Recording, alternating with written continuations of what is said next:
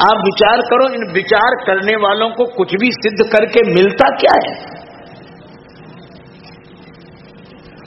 श्रावण का महीना, एक आदमी शंकर जी के मंदिर में ओम नमः शिवाय करते हुए दिया जलाकर जा रहा, रास्ते में एक तार्किक व्यक्ति मिल गया। कहां जा रहा है?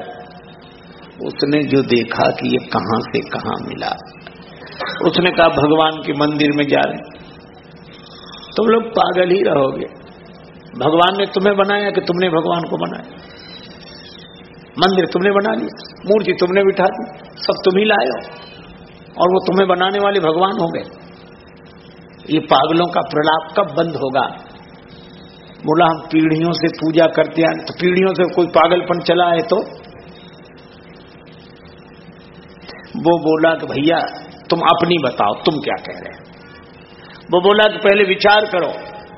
क्या विचार करें? ये जो तुम दिया हाथ में जलाए हुए लिए जा रहे, इस दिए में ये ज्योति कहां से आई? उस आदमी ने सोचा मैं कहूंगा कि तीली से, माचिस की तीली से आई, तो कहेगा तीली में कहां से आई, फिर उसमें कहां से आई, इस कहां का कोई अंत तो है नहीं। और वो कहे बताओ बताओ दिए में ज्योति कहां से आई, बताओ। तो उस आदमी ने क्या किया, फूंक मारकर दिया ही बुझा दिया। तो तार्किक बोला दिया क्यों बुझा दिया? बोला अब हम आपसे ही पूछ रहे हैं इसकी ज्योति कहां चली गई, कहां गई सो बताओ, कहां गई? बोला क्या मतलब? भक्त बोला जहां गई तुम नहीं बता सकते, कहां गई तुम नहीं बता सकते, और कहां से आई थी हम नहीं बता सकते। तो काहे को इस झंझट में पड़े हो कि कहां से आई कहां से गई? भगवान का भजन करो। अस विचार जे तज्ञ विरागी, राम ही भजहि तर्क सब त्यागी।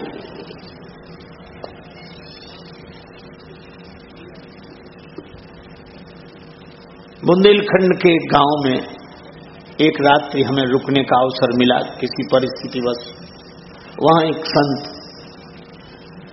वो भी हमारे साथ ठहरे थे, बड़ी अच्छी मुलाकात हुई, प्रेम से मिले। सवेरे हम लोग स्नान करके वो संत और हम दोनों बैठे, मोहल्ले के लोग आए, महाराज कुछ सत्संग हो जाए, हम लोगों को भी ज्ञान मिले। तो उन संत जी ने हमसे कहा कि आप कुछ बोलिए, हमने कहा आप ही बोलिए, मैं भी सुन लूंगा। तो उत्साहित हुए, अब उन्होंने सत्संग शुरू किया। कहने लगे कि ये श्री राम, श्री कृष्ण, श्री शिव जी, दुर्गा जी, गणेश जी, ये एक भी भगवान नहीं है। हमने माथा पकड़ा कि हे भगवान, आजकल सत्संग यहां से शुरू होता है। राम कृष्ण शिव दुर्गा गणेश, कोई भगवान नहीं, कोई ईश्वर नहीं। तो वे सभी लोग बोले क्यों नहीं है? का इसलिए नहीं है, ईश्वर एक है कि अनेक? का ईश्वर तो एक है, तो एक ईश्वर का स्वरूप एक जैसा होना चाहिए। अब राम जी अलग धनुष बाण लिए, कृष्ण जी अलग बांसुरी लिए, शंकर जी त्रिशूल लिए, किसी के 4 हाथ, किसी के 8 हाथ, किसी के, और सबकी शक्लें अलग अलग, और ईश्वर एक है। तो ये अलग अलग शक्ल वाले ईश्वर कैसे हुए? वो जितने सत्संगी थे बोले वाह वाह क्या बात कही, हमारी तो आंखें खुल गई आज, हम तो इन्हीं को भगवान मानते थे। तो वो तुरंत कहने लगे सत्संग से ही तो आंखें खुलती हैं। और उन्होंने कहा एक प्रयोग करके देखो, कैसे? आंख बंद करो। तो सबने आंख बंद कर ली। बोले देखो घोड़ा, सब बोले बिल्कुल एक जैसी शक्ल का दिख रहा, हाथी एक जैसी शक्ल का दिख रहा, कौआ एक जैसी शक्ल का दिख रहा। कब देखो ईश्वर अलग अलग दिख रहे हैं, तो अलग अलग दिखने वाले ईश्वर कैसे हुए? ईश्वर भी एक जैसा दिखना चाहिए। हाथी एक, घोड़ा एक, कुत्ता एक, बकरी एक, तो ईश्वर भी एक जैसा दिखे। अब उन लोगों ने ताली बजा दी, उनके चरणों में गिर गए कि आज से हम भी बंद करेंगे। क्या अद्भुत बात आपने कही है, क्या अद्भुत बात। और वो मुस्कुराने लगे कि वाह वाह क्या सत्संग हुआ है। मुझे बड़ी पीड़ा हुई, तो मैंने उनसे हाथ जोड़कर निवेदन किया कि इन लोगों से एक प्रश्न मैं भी पूछ लूं, गांव वालों से। बोले हाँ पूछिए पूछिए, उसमें क्या सत्संग है, वो तो पूछिए। तो हमने उन सब से कहा कि भैया अब आप आंख बंद करके बैठ जाओ। तो सब लोग बैठ गए। हमने भी उन्हीं की शैली में कहा देखो हाथी, तो बोला बिल्कुल एक जैसी शक्ल दिख रही एक। हमने कहा देखो घोड़ा एक जैसा दिख रहा है, बकरी एक जैसी दिख रही है, कुत्ता एक जैसा दिख रहा है, गधा एक जैसी शक्ल दिख रही। हमने उनसे कहा कि सब एक जैसे दिख रहे हैं। हाँ बिल्कुल। तो हमने कहा तुम आंख बंद क्यों? हाँ बिल्कुल किए हैं। हमने कहा देखो बाप, देखो बाप, आप कभी प्रयोग करके एक जैसा दिखेगा? तो बोले इसमें तो अलग अलग दिख रहे हैं। सबके बाप की शक्ल अलग अलग है कि नहीं? बोले इसमें तो अलग अलग दिख रहे हैं। हमने कहा बाप एक होता है कि कई होते हैं? आप बताओ, बाप एक होता है कि अनेक होते हैं? बोले नहीं बाप तो एक होता है। हमने कहा फिर ये अलग अलग शक्लें क्यों दिख रही? बोले सबके बाप की शक्ल अलग अलग है पर बाप तो एक ही होता है। हमने कहा यही हम कहते हैं कि ईश्वर तो एक ही होता है पर सबके ईश्वर की शक्ल अलग अलग है, उसमें क्या दिक्कत है? तो उनमें से कुछ लोग बोले ये भी बात सही है, तो एक बोला यही सही है। गांव वाले तो प्रसन्न होकर राम सीताराम करने लगे और वो महात्मा ऐसे नाराज हुए हमसे, उन्हें बोलना ही बंद कर दिया। हमने कहा तुम मत बोलो, भगवान को तो माने लोग। तो ये विचार करने वालों ने इतना उपद्रव पैदा कर रखा है महाराज, हम विश्वास नहीं करते, विश्वास करना नहीं जानते। ईश्वर पर हम विचार कर रहे हैं। इतनी बड़ी बड़ी पुस्तकें ईश्वर पर लिखी गई और आए दिन लिखी जाती, आए दिन पुस्तकें छपती हैं। अच्छा मैं एक बात आपसे पूछता हूं, संसार है कि नहीं है? इस पर कभी विचार किया?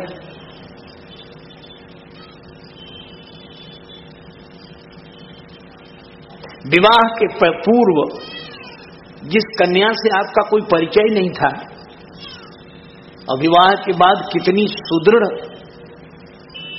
मान्यता हृदय में बैठ गई,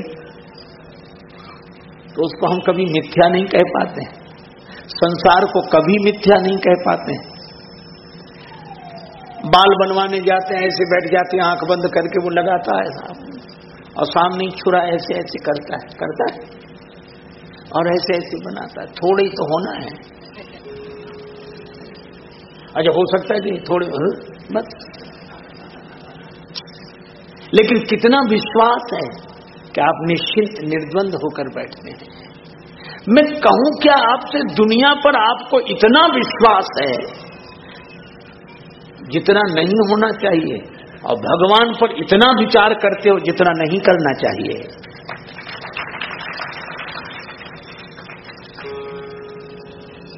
इसलिए मैं निवेदन करता हूं कि दिल दिमाग इन दो मशीनों को, दिमाग को दुनिया में लगाओ और दिल को भगवान में लगाओ। संसार दिखाई देने के बाद भी नहीं है और भगवान नहीं दिखाई देने के बाद भी हैं। अच्छा देखो, हम लोगों को जो दिखना चाहिए वो तो दिखता नहीं और जो नहीं दिखना चाहिए वही दिखता है। अच्छा आप सोचो, घर में तो सब लोग रहते हैं, घर में किवाड़ हैं कि नहीं? हाँ कमरों में किवाड़ लगे, किवाड़ बंद करो, किवाड़ खोलो। अच्छा किवाड़ काहे के बने हैं? लकड़ी के। अच्छा, अब आपसे पूछते हैं किवाड़ में लकड़ी है कि लकड़ी में किवाड़ है? अगर किवाड़ में लकड़ी है तो किवाड़ में से लकड़ी निकाल दो, कब किवाड़ रहने दो। और लकड़ी में किवाड़ है तो किवाड़ अलग कर लो, लकड़ी रहने दो। ये किवाड़ लकड़ी कभी अलग हो सकते हैं? क्यों नहीं हो सकते? ये बात, क्योंकि दोनों दो हैं ही नहीं जो अलग हों। लकड़ी ही किवाड़ है, किवाड़ ही लकड़ी है। लेकिन विडंबना देखो, हमको किवाड़ तो दिखता है, लकड़ी नहीं दिखती। एक आदमी की अंगूठी खो गई, मिले ही नहीं। एक महात्मा के पास गया, बोले महाराज हमारी अंगूठी नहीं मिलती, आप तो सर्वज्ञ हो, बताओ कहाँ है? कुर्ते की जेब में है कि तकिए के नीचे है कि घर में छूट गई कि कहाँ गिर गई? महात्मा बोले कि मैं तो बता दूंगा। अच्छा तो बताओ महाराज। महात्मा बोले कि अंगूठी कहीं भी हो, पर जहां भी होगी सोने में ही होगी। अंगूठी सोने से अलग हो नहीं सकती। अच्छा चलो, हम लोग दर्पण देखते हैं और दर्पण में अपने को ही देखते हैं कि नहीं? अच्छा, अपना चेहरा कहां दिखता है? सामने। तो चेहरा वहां है क्या? और दर्पण न देखें तो चेहरा देखने का कोई उपाय है क्या? लेकिन विडंबना यही है कि जहां दिखता है वहां होता नहीं है, और जहां होता है वहां दिखता नहीं है।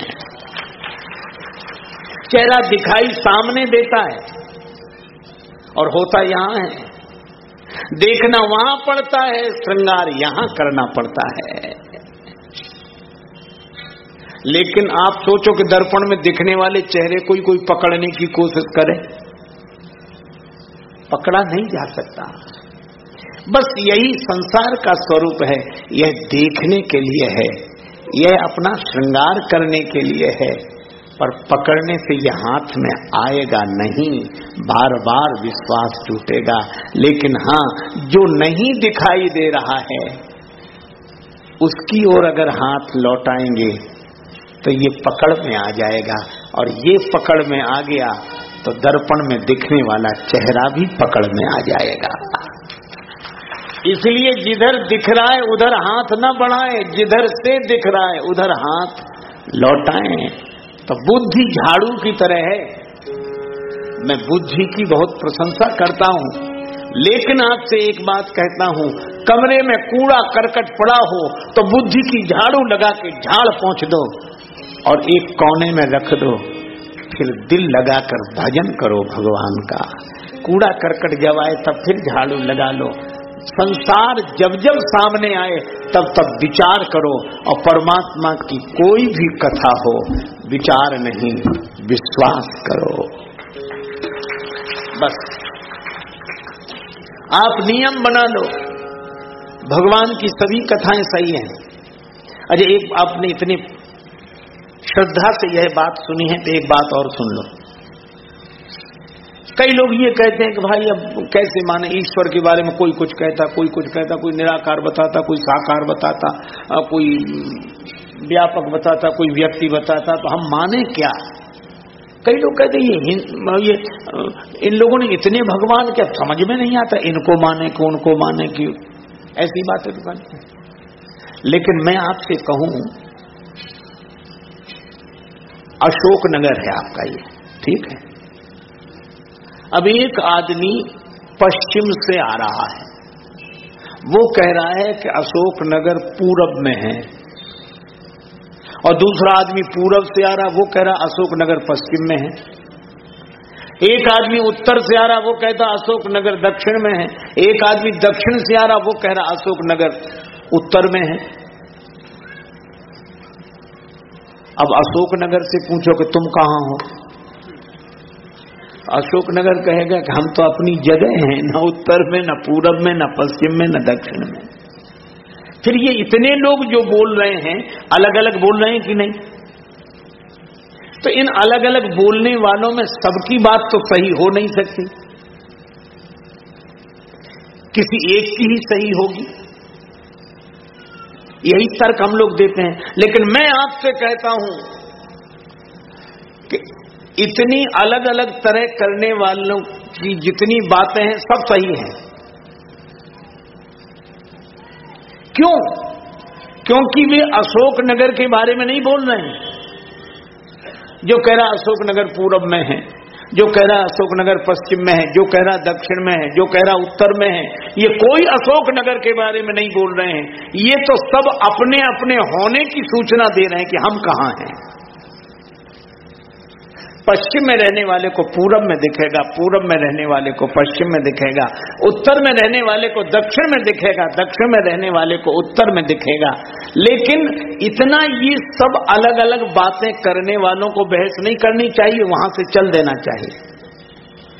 और जब चल देगा पूरब वाला, पश्चिम वाला, उत्तर वाला, दक्षिण वाला, और जब यहां आ जाएंगे तो सारे झगड़े अपने आप समाप्त हो जाएंगे।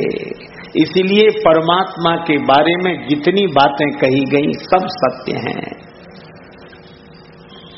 पर उस सत्य को सत्य मानकर विश्वास करके आगे बढ़ना चाहिए।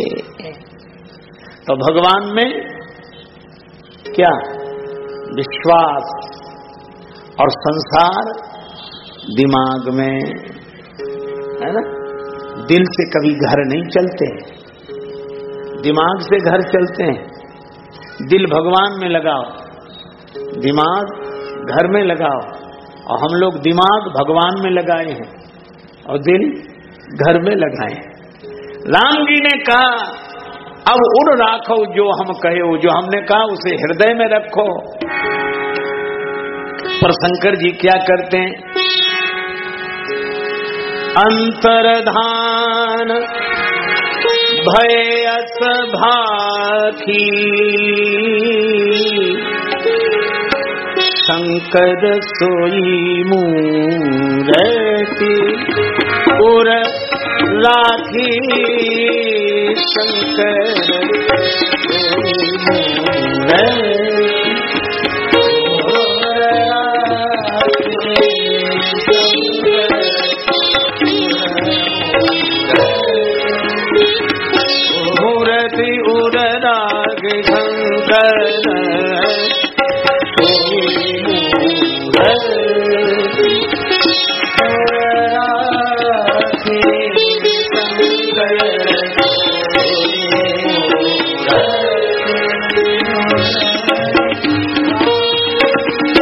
सोई मूरति।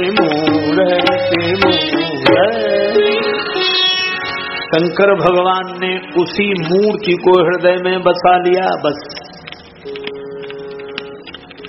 विवाह करने की आज्ञा हृदय में नहीं रखी, सिर में रखी, और भगवान को हृदय में।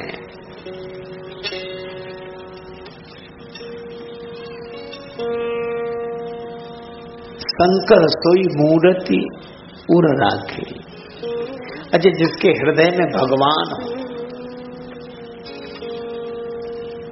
उसके हृदय में वासनाएं कहां, कामनाएं कहां? हृदय में भगवान। उसके बाद सप्तऋषि आए।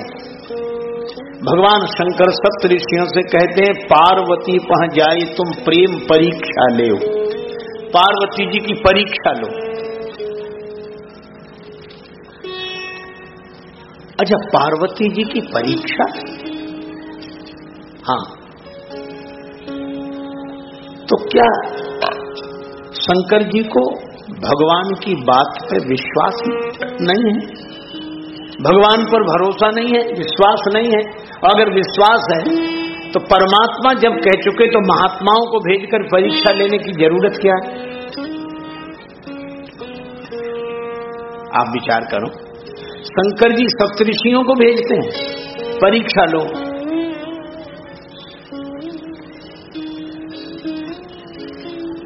शिव जी ने कहा कि मुझे तो राम जी के पर ही विश्वास है, राम जी के अतिरिक्त विश्वास करूं किस पर? तो फिर इस सप्तऋषियों को परीक्षा लेने के लिए क्यों भेजते हैं? इसलिए क्योंकि पार्वती जी पूर्व जन्म में सती थी। इन सती जी को हमने लाख समझाया कि राम जी भगवान हैं, राम जी भगवान हैं, लेकिन इन्होंने हमारे वचन पर विश्वास नहीं किया। राम जी की परीक्षा लेने गई, तब राम जी को भगवान माना, तो जो हमारे भगवान को बिना परीक्षा के स्वीकार नहीं करता, उसे हम भी बिना परीक्षा के स्वीकार नहीं करते।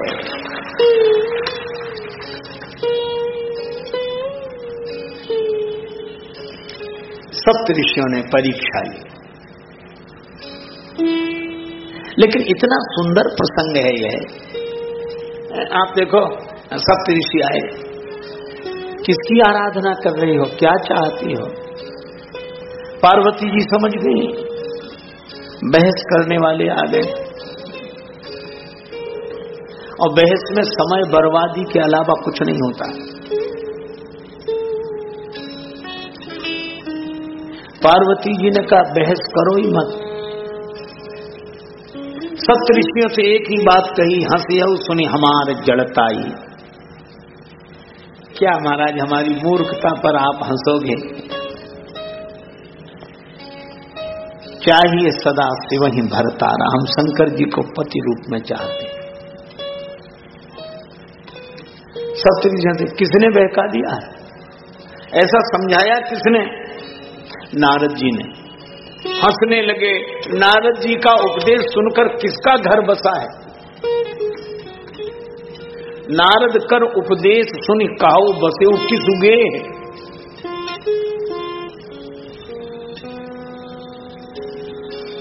शंकर जी को वर रूप में बताया। पहले बेचारी सती रही, सहज एकाकिन के भवन कवों की नारी खटाएं।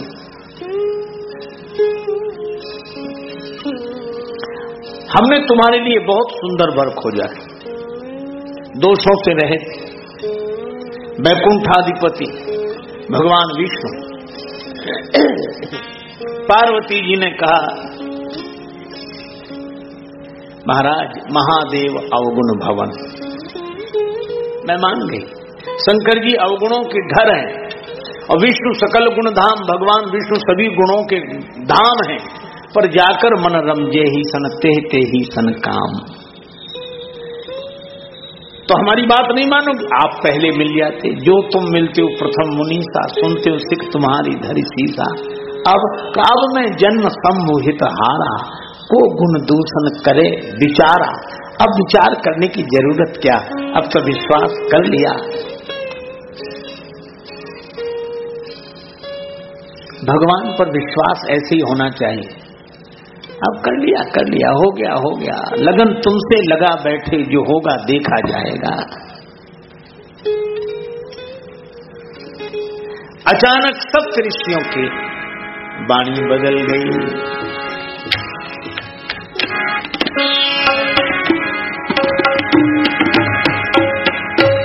जय जय जय जगदम्ब भवानी, भवानी भवानी भवानी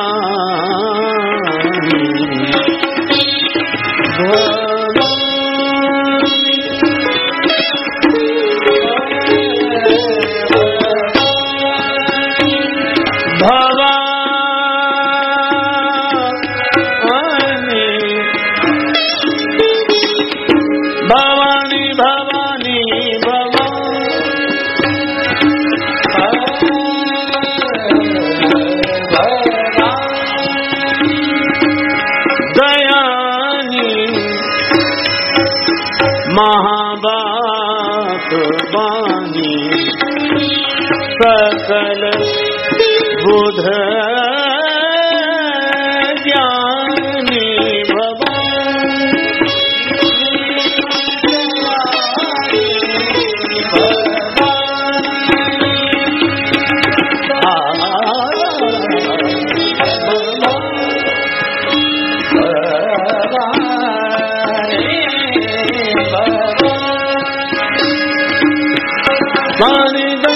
भवानी भवानी भवानी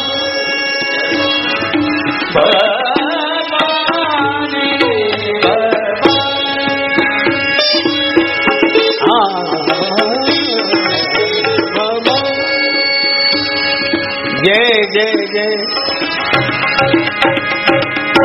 जगदम्ब भवानी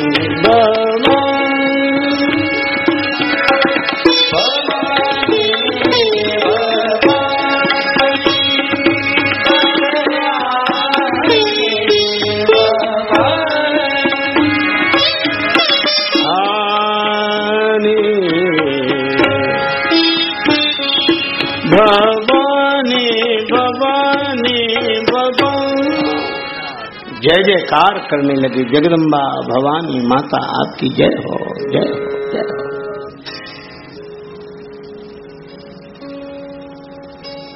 तुम माया भगवान शिव सकल जगत पितु मात।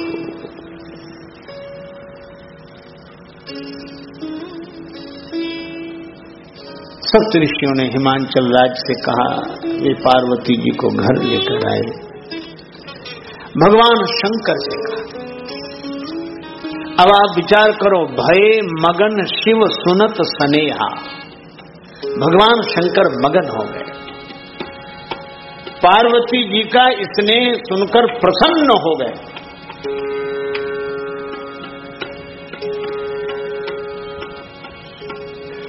अच्छा देखो, सती जी से वियोग की बेला में दुख, अब पार्वती जी से संयोग की बेला आई तो सुख। तो शंकर जी सुख में क्या करते हैं? आप ध्यान देना, फिर वही शब्द आ रहा है।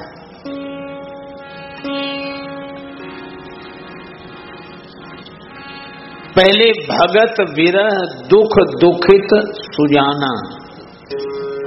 दुख से दुखी थे पर सुजान है शंकर जी। और आज मन थिर करी तब शंभु सुजाना, शंभु सुजाना।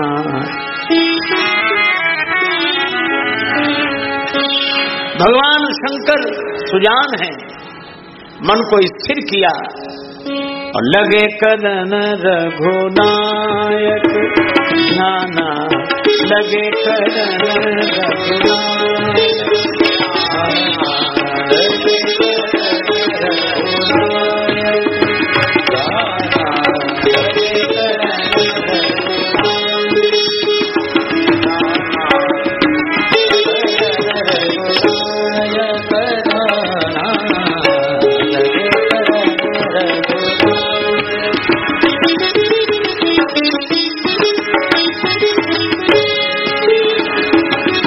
रघुनायक रघुनायक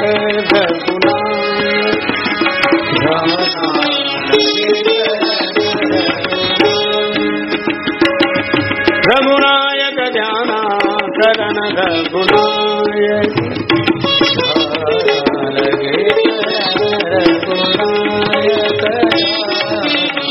लगे करण रघुनायक करण रघुनायक करण रघुनायक। राम जी का ध्यान करने लगे। इसका अर्थ दुख आवे तो दुख मिटाने वाले परमात्मा का स्मरण करें, और सुख आवे तो सुख देने वाले भगवान का स्मरण करें। भगवान दुख मिटा सकते हैं और भगवान ही सुख दे सकते हैं। मन सीताराम सीताराम रट ले, तेरे संकट जाएंगे कट रे। मन सीताराम सीताराम रट ले,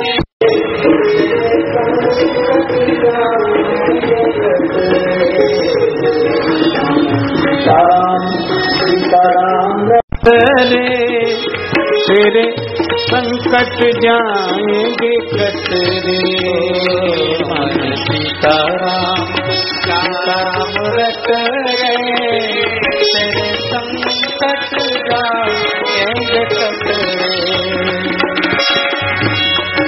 ग्राह गज को कर लिया बल में, कर लिया बल में। हरि तेर सुनी थी जल में, हरि तेर सुनी थी जल में। प्रभु पल में हुए प्रगट रे, तेरे संकट जाएंगे कट रे। मन सीताराम सीताराम तेरे संकट जाएंगे कट रे। सीताराम रट रे, तेरे संकट जाएंगे कट रे। हीरे ना कुछ जुल्म कमाया, हीरे ना सगल माया। प्रहलाद जी को बहुत सताया, प्रहलाद जी को बहुत सताया।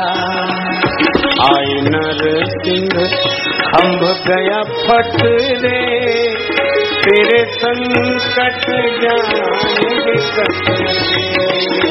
मन सीताराम रट रे, तेरे संकट जाएंगे कट रे। अब जाए न कष्ट सहारे, अब जाए न कष्ट सहारे। द्रौपदी ने वचन सहारे, द्रौपदी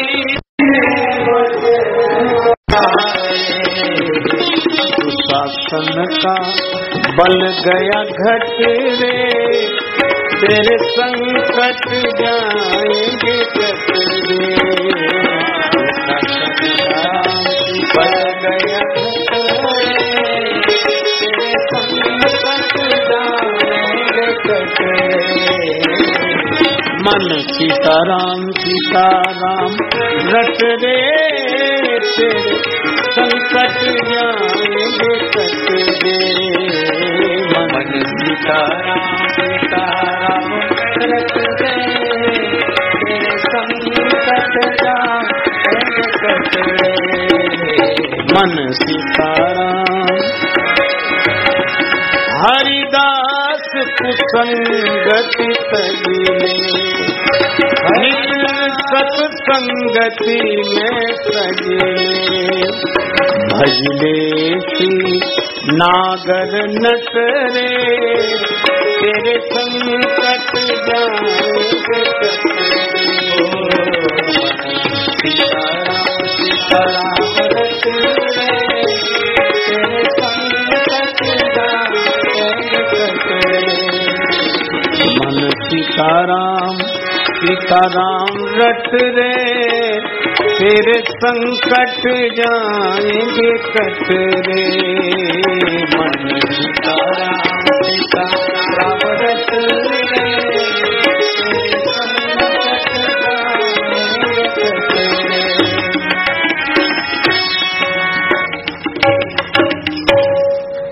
एक ही विश्वास, विनय पत्रिका में कहा विश्वास एक राम नाम को